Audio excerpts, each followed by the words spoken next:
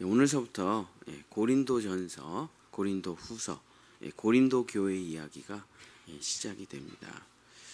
오늘은 십자가의 능력이라는 제목으로 하나님의 말씀을 나누고자 합니다. 사도 바울이 개척한 교회 중에서 이방인 지역의 교회 중에 고린도 교회가 가장 크고 많은 성도들이 있었습니다.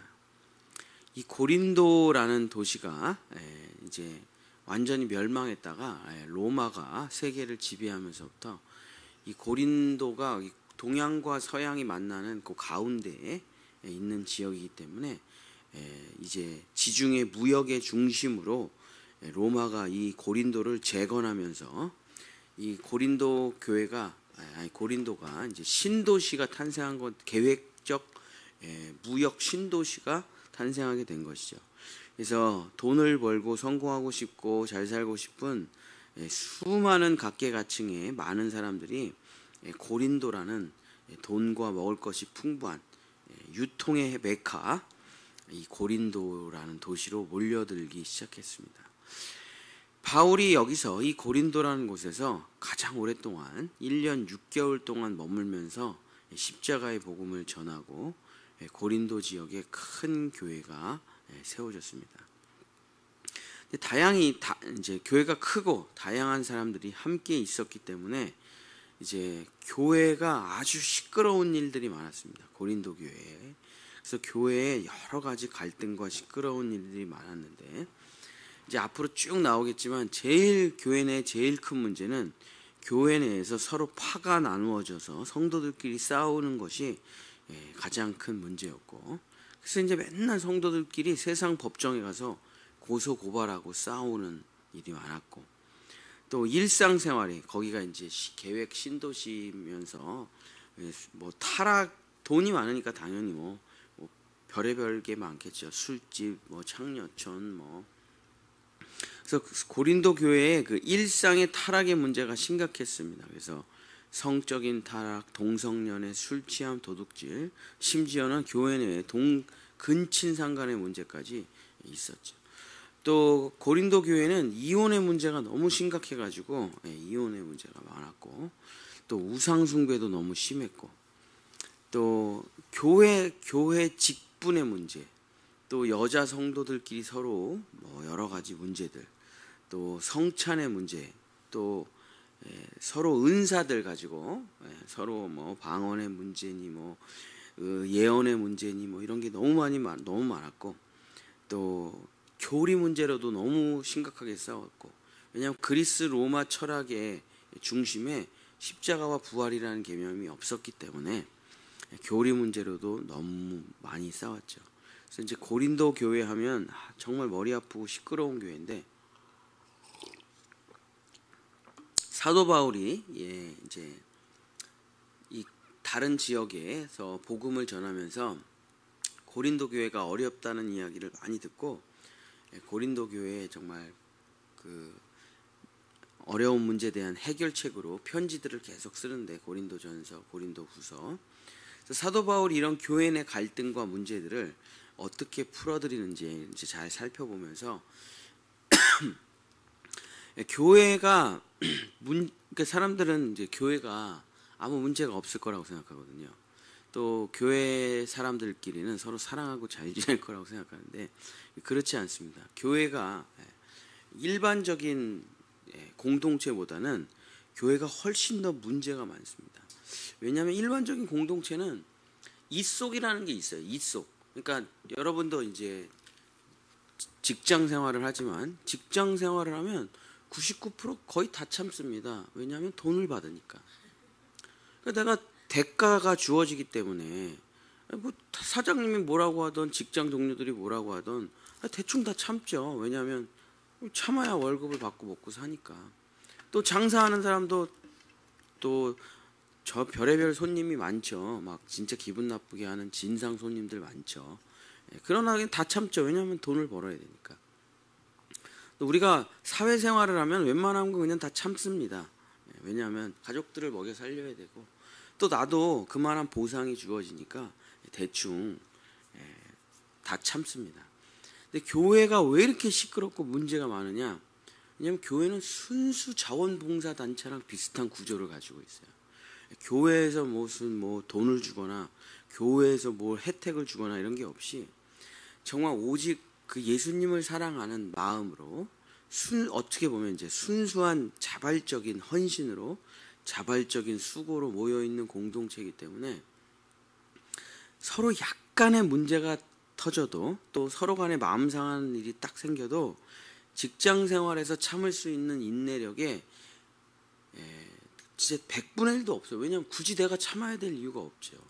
굳이 내가 이런 모욕과 수모를 받으면서 버텨낼 이유가 없어요. 교회는. 왜냐하면 내가 뭐 월급을 받는 것도 아니고 또 다른 교회 가면 되니까. 그래서 저도 이제 순수한 자발적인 헌신이라는 거를 뭐 요양원도 있고 제자훈련원도 있고 뭐 여러 곳에서 순수한 자발적인 공동체에서 일을 많이 해보지만 이 순수한 자발적인 공동체는 아주 문제가 많습니다. 아주 문제가 많아요. 왜냐하면 내가 뭐 기분 나쁜 걸 바로바로 말을 하기 때문에 그렇죠. 왜냐하면 뭐 내가 받는 게 없으니까. 그래서 교회가 일반적인 공동체보다 더 잘 지낼 수 있을 거다. 이제 교회 처음 다니는 사람들이나 그렇고 이제 교회 조금 발을 디뎌 보면 충격을 받게 되죠. 아, 저분이 저랬나? 교회 내부로 들어가니까 더 문제가 많네. 근데 교회의 존재 이유는 바로 거기에 있는 겁니다. 교회는 서로 감추고 서로 예 그러고 돈 받기 위해서 참고 그런 공동체가 아니에요. 교회라는 공동체는 모난돌들이 들어와 교회라는 것 안에서 서로 부딪히고 깨지면서 동글동글해지는 곳이 교회입니다. 그러니까 교회라는 곳이 없다라면은 물론 이제 가정이 제일 큰 나의 연단의 훈련장이겠죠. 가정이 1번. 그래서 가정에서 다 회개하고 가정에서 다 눈물 흘리고 가정에서 내 밑바닥을 보고 그렇겠죠. 그 다음에 교회라는 공동체에서 내가 동글동글해지는 겁니다. 싸우고 저 사람 왜 저럴까 그러고 수많은 다양한 사람들이 모여가지고 이해할 수 없는 일들이 생기고 그러면서 내 속에 있는 것들이 다 깨져나오고 주님 앞에 회개하고 그러면서 서로가 서로를 상처 주고 깨지면서 서로 동글동글해지는 곳이 교회예요. 그래서 일본이 우리보다 훨씬 더 복음을 빨리 받아들였죠. 중국과 일본이 우리보다 복음을 훨씬 더 빨리 받아들였는데 이제 완전히 망한 나라가 이제 일본이죠. 일본은 기독교 복음화율이 1%도 안 되니까. 근데 일본이 왜 기독교가 성장하지 못하고 완전히 망했는가? 왜냐하면 일본의 지식인들이 기독교를 받아들일 때 일본인들은 이제 남에게 간섭을 안 하잖아요. 그 남의 사생활에 이렇게 왈가왈부하는 거를 좀 싫어하잖아요. 일본인들이. 그래서 예수만 믿고 교회는 다 없애버렸어요. 그걸 우찌무라 간조라는 대단한 신학자가 있었는데 그 사람이 예수를 믿지만 교회는 필요 없다는 무교회주의를 주장했죠. 그래서 혼자 성경 보고 혼자 명상하고 혼자 기도하고 신앙생활을 하면 되지. 교회라는 걸 가봐라. 얼마나 시끄럽고 얼마나 상처 주고 얼마나 문제가 많냐. 그래서 무교회주의라는 거를 만들어냈더니 세월이 이렇게 100여 년이 지나니까 어떻게 됐습니까? 일본에 기독교인들이 많습니까? 한국에 많습니까? 한국이 100배 많죠. 100배. 그러니까 되게 깨끗하고 멋있게 신앙생활을 하고 싶겠죠. 나는 뭐 이런 사람 많잖아요. 여러분 주변에도. 나는 교회는 안 다니지만 예수님은 믿어. 교회는 안 다니지만 사람들이랑 싸우기 싫어서 난 교회는 안 다녀. 그렇지만 하나님은 믿어. 그게 불가능한 거예요. 그게 불가능한 겁니다. 예수님을 믿는다는 건 교회를 다닌다는 거랑 똑같은 말입니다. 왜냐하면 이게 지식이나 철학이 아니죠. 우리는 예수를 믿고 현장에서 여러 가지 문제에 노출되면서 내 자신을 돌아보고 회개하고 저 사람을 사랑하게 되고 그런 일들을 이 땅에서 교회를 통해서 해내는 것이니까. 그래서 교회가 없이는 진정한 사랑이라는 게 뭔지 알 수, 다 이론이죠. 교회가 없다라면. 마치 스님이 부부 생활은 무엇인가 뭐 이렇게 얘기하는 건 맞아. 신부님이 자녀 교육은 어떻게 하는 것인가 뭘 알겠습니까? 그런 거랑 똑같은 거죠. 그러나 교회 생활이라는 걸 통해서 우리는 엄청난 내공이라는 게 생기죠. 이게 진짜 예수를 믿는 거구나. 그래서 교회는 원래 문제가 많습니다. 원래 시끄러워요. 근데 그게 필요한 과정이라는 것. 반드시 교회를 다녀야 된다는 것. 이제 고린도 교회를 보면서 그 일을 통해서 어떻게 회개가 일어나고 더 예수님을 잘 믿게 되는지를 이제 우리는 살펴볼 수가 있습니다. 첫 번째로 오늘은 이제 교회에서 제일 크게 문제가 됐던 고린도 교회는 뭐냐면 이제 당파 싸움이에요. 고린도 교회는 4개의 부류가 있었습니다. 첫 번째는 유대인들을 중심으로 성경을 정말 율법적으로 잘 알고 생활하는 베드로파가 있었고, 이제 철학, 성경 공부, 철학, 이론 중심으로 똘똘 뭉친 아볼로파. 그래서 베드로파, 아볼로파. 그다음에 기적을 원하는, 예수님을 통한 기적을 원하는 그리스도파. 그다음에 담임 목사와 그 핵심 그룹인 바울파. 이래가지고 베드로파, 아볼로파, 그리스도파, 바울파. 여러분, 교회가 5명인 교회는 서로 안 싸우고 잘 지낼 것 같죠? 아니요, 똑같습니다. 5명이면 5개의 당파가 존재해요. 10,000명 교회는 10,000명 교회도 5개, 4개의 파가 존재해요. 인원이 다를 뿐이지 작은 교회나 큰 교회나 똑같습니다. 똑같아요.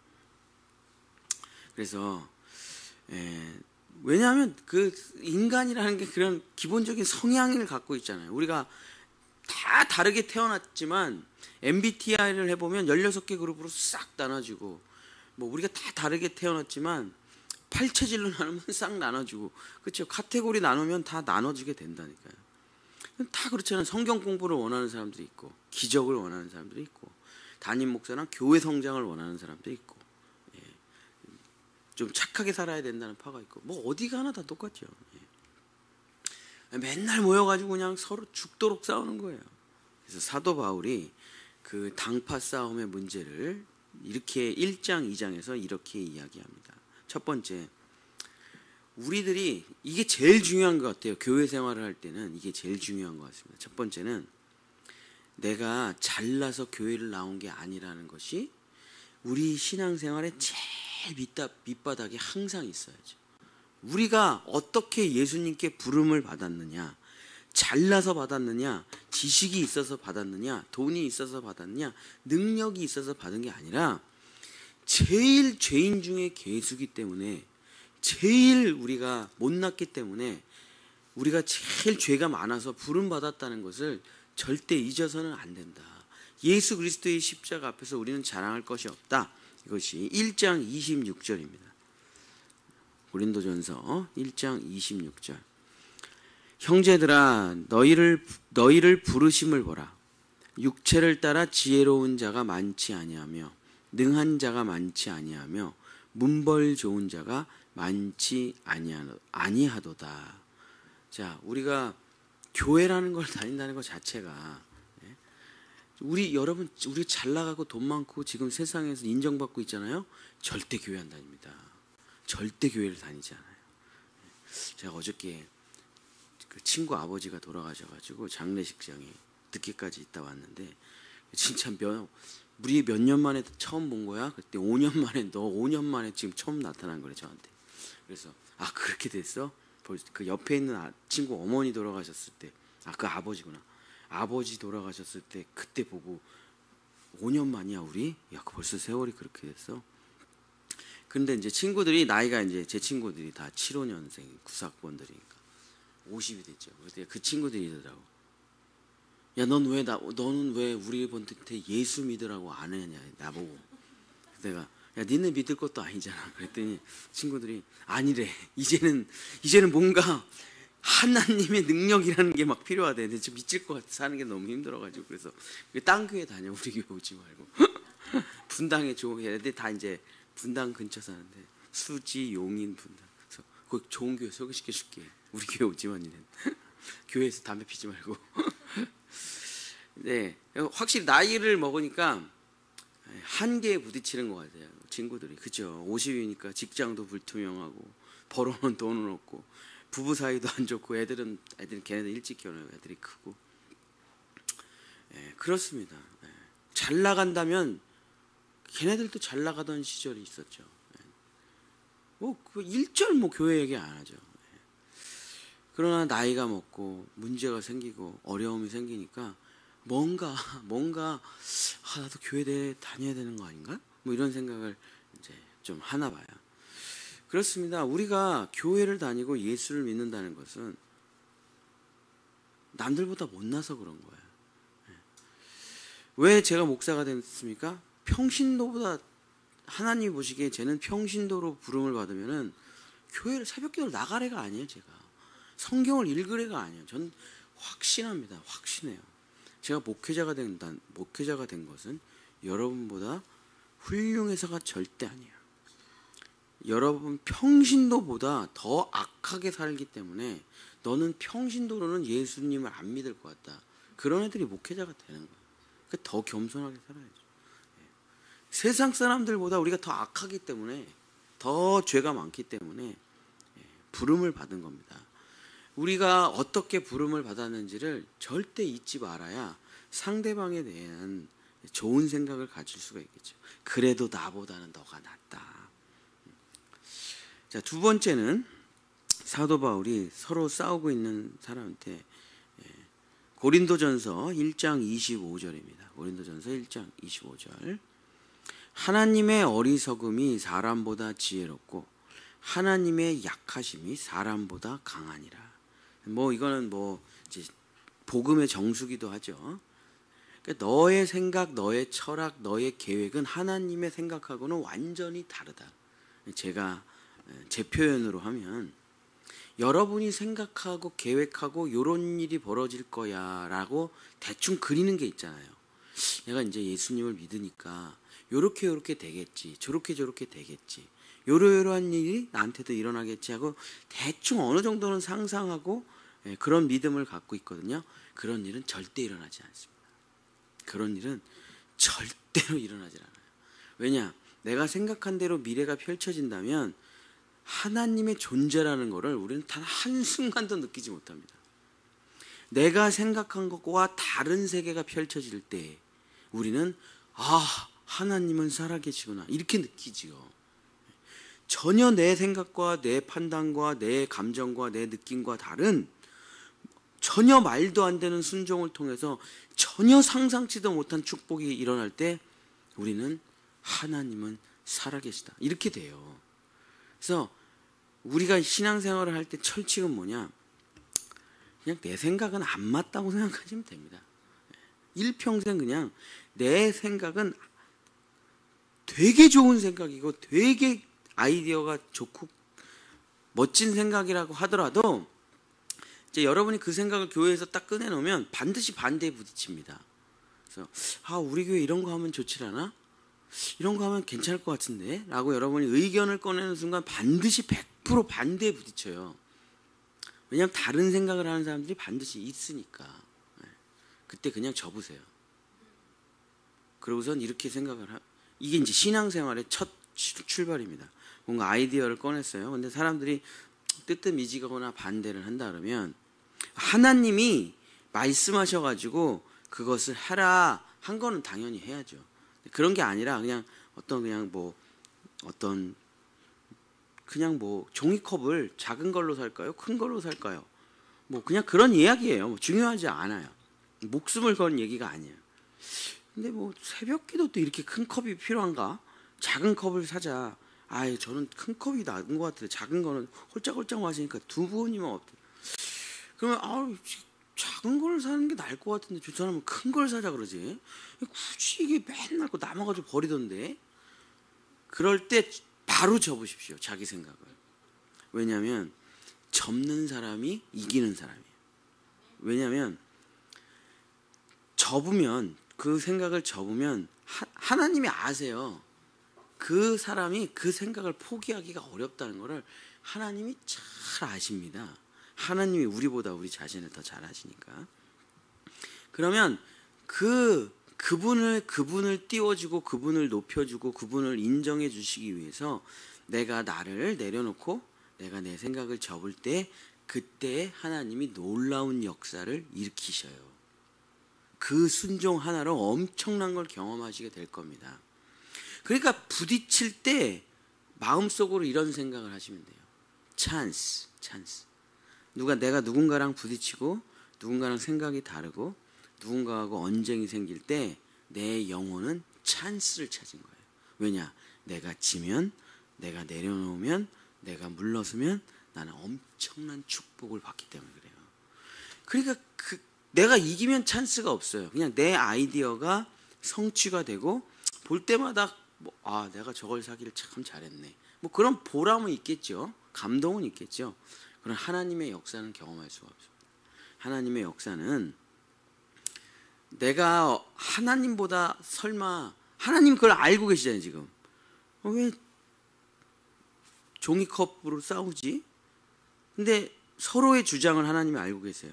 근데 한 사람이 내려놓아야 그렇죠. 한 사람이 내려놓아야 어떤 결정이 되겠죠. 그때 하나님의 지혜가 나타나요.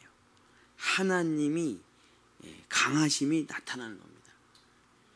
그래서 교회는 그 내려놓음과 그 내가 포기함으로 인해서 엄청난 축복을 경험하는 것이 교회예요. 그 얘기를 써놓은 거예요. 그 교회라는 게 어떻게 돌아가는지를 모르느냐? 하나님의 어리석음이 하나님이 정말 어리석은 생각을 했더라도 사람보다는 지혜롭고 하나님이 정말 무능하고 약하다고 하더라도 사람보다 강하다는 것을 항상 잊지 마라. 마지막 세 번째는 고린도전서 2장 2절입니다. 내가 너희 중에서 예수 그리스도와 그가 십자가에 못 박히신 것 외에는 아무것도 알지 아니하기로 작정하였습니다. 왜냐하면 모든 사람은 어떻게 살아갑니까? 4절로 살아갑니다. 고린도전서 2장 4절. 내 말과 내 설득력과 내 지혜로 살아가게 돼요. 그렇죠. 내가 좋은 생각을 하고 좋은 계획을 세우고 좋은 아이디어를 펼치면서 살아가려고 하죠. 근데 그리스도인들은 그런 걸로 살아가는 사람이 아니라 그것을 내려놓는 참 좋은 생각인데 참 놀라운 계획인데 그 모든 영역에 있어서 나를 내려놓고 나를 못 받고 예수 그리스도와 그 십자가가 나타나게 하는 것으로 살아가는 사람들이라는 것이 우리의 본질 아니냐. 그러면서 사도 바울이 내가 죽은 십자가 외에는 아무런 것도 하지 마라. 교회에서. 왜냐하면 5절입니다. 너희의 믿음이 너의 아이디어, 너의 지혜에 있지 않고 너가 물러서고 너가 포기할 때, 너가 십자가를 선택할 때 하나님의 능력이 거기서 나타나기 때문이다 하고 서로 맨날 싸우고 있는 고린도 교회 성도들에게 이야기하는 겁니다. 바울로파가 때로는 아볼로파가 이기겠죠. 때로는 베드로파가 이기겠죠. 때로는 바울파가 이기겠죠. 때로는 그리스도파가 이기겠죠. 그 다음 회의 때 또 싸우고 또 누가 이기겠고 맨날 싸우겠죠. 그러면서 마음이 상하면 고소고발하고 법정으로 끌려가고. 그래서 사도 바울이 도대체 교회의 능력이 뭐야? 말이야? 철학이야? 기적이야? 무슨 라인이야? 사람이야? 아니잖아. 교회의 가장 큰 능력은 내가 죽은 십자가. 바로 그 능력, 그 십자가에서만 하나님은 역사하시고 하나님은 능력으로 나타나시잖아 하면서 이제 고린도 교회의 성도들에게 이야기를 하는 것입니다. 고린도전서 1장 17절 18절 읽고 마치겠습니다. 그리스도께서 나를 보내심은 세례를 베풀려 하심이 아니요 오직 복음을 전하게 하려 하심이로되 말의 지혜로 하지 아니함은 그리스도의 십자가가 헛되지 않게 하려 함이라. 철학을 전한다면 십자가는 그 교회에서 헛됩니다. 아이디어를 전한다면, 프로그램을 돌린다면, 문화센터를 한다면 십자가는 그 교회에서 무능력해져요. 그럴 수밖에 없죠. 그러나 십자가의 도가 살아있는 교회는 무엇이 일어납니까? 십자가의 도가 멸망하는 자들에게는 미련하게 보일지 모르지만 그 십자가의 도는 구원을 받은 우리에게 하나님의 능력이 나타나는 키포인트가 되는 것입니다. 그래서 십자가를 살리려면, 하나님의 능력이 나타나려면, 정말 내가 상상치도 못한 하나님의 은혜를 받으려면 어떻게 그리스도인이 살아야 됩니까? 나는 죽고, 항상 나는 죽고, 그리스도인, 나는 죽고 내 안에 그리스도가, 나는 죽고 내 안에 예수가, 나는 죽고 타인들이 살아나는 그 놀라운 선택. 그럼 좀 마음이 찝찝하죠. 또 내가 나를 못 박으면 그렇게 기분이 썩 유쾌하지 않습니다. 공허하고 꼭 그래 참자 뭐 이런 느낌이 들겠죠. 그래 내가 포기하자. 근데 그 순종을 통해 하나님의 엄청난 부활과 축복을 경험하면 난 정말 작은 거 하나 참았을 뿐인데, 난 정말 작은 거 하나 내려놨을 뿐인데 이렇게 엄청난 축복을 주시나? 그 맛이 바로 예수 믿는 맛이거든요. 십자가와 부활로 살아가는 맛입니다. 우리 본향의 성도 여러분, 이기는 게 지는 거고요, 승리하는 게 패배하는 거고, 우리는 지는 것이 이기는 거고, 내 이름을 없애는 것이 승리하는 거고, 나를 십자가에 못 박는 것이 교회가 사는, 내가 죽은 십자가로 사는 것이 부활의 영광을 누리는 가장 위대한 하나님의 진리임을 창세전부터 하나님께서 우리에게 주셨던, 오직 십자가에서만 하나님의 능력이 나타난 만세전부터 감추어진 그 비밀을 가지고 살아가시는 우리 본향의 성도들 되시기를 예수님의 이름으로 축복합니다. 기도하겠습니다. 하나님의 능력은 십자가에서 나타납니다. 하나님의 지혜는 십자가에서 나타납니다. 하나님의 은혜와 축복은 십자가에서 나타납니다. 내가 남을 꺾어서, 내가 남을 설득해서, 내가 남을 누르고 짓밟고 올라가서 하나님의 능력이 나타나는 게 아니라 내가 죽을 때에 부활의 영광이 나타나는 것입니다.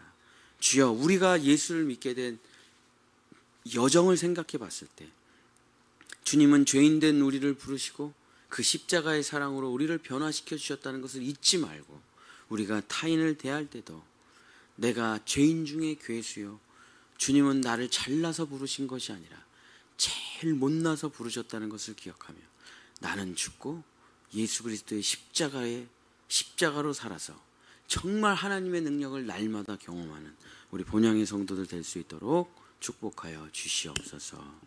여호와는 내게 복을 주시고 너를 지키시기를 원하며, 여호와는 그 얼굴을 내게 비추사 은혜 베푸시기를 원하며, 여호와는 그 얼굴을 내게로 향하여 드사 평강 주시기를 원하노라. 아멘.